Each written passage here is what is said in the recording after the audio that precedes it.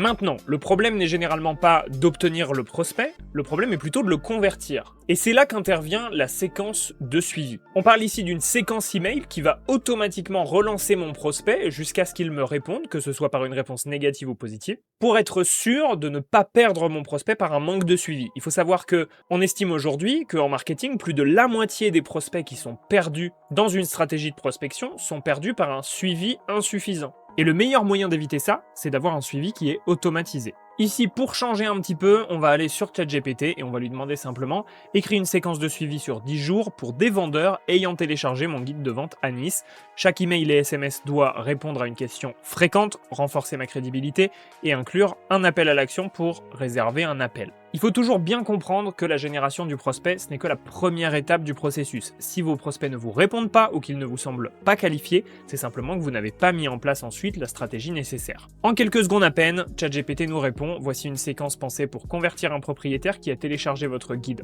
en rendez-vous vendeur sans être agressive.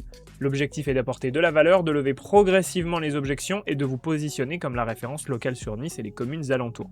Il faut bien comprendre qu'un prospect pas qualifié, c'est souvent une objection cachée et que le meilleur moyen de vous assurer une réponse et un rendez-vous, c'est de traiter ces objections en amont via une séquence de suivi automatique par exemple. Alors, notre premier mail ici, il va répondre à la question « Est-ce le bon moment pour vendre ?» On a un petit paragraphe sur la valeur d'un bien qui explique la différence qu'il peut y avoir entre deux biens qui se situent pourtant dans la même rue. Un email qui va débunker entre guillemets la fameuse tendance à vouloir mettre son bien en vente avec un prix trop élevé pour essayer. Et on continue ici avec plein d'objections qui vont être traitées. Est-ce que je peux vendre seul? Quelle solution me permettra d'obtenir le meilleur résultat, etc.